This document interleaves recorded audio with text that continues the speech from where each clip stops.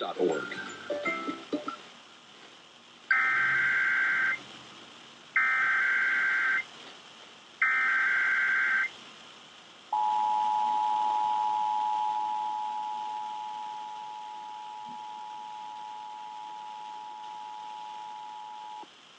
This is a test of the emergency alert system. The Indian Point sirens in Westchester, Rockland, Putnam, and Orange counties were just test sounded for 4 minutes.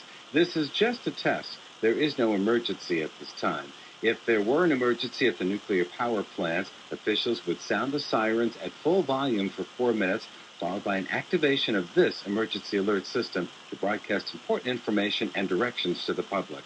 The sirens are not a signal to evacuate. They're intended to alert the public to tune into this or other EAS radio or television stations for important information and instructions. There is no emergency. No action by the public is necessary. This is only a test.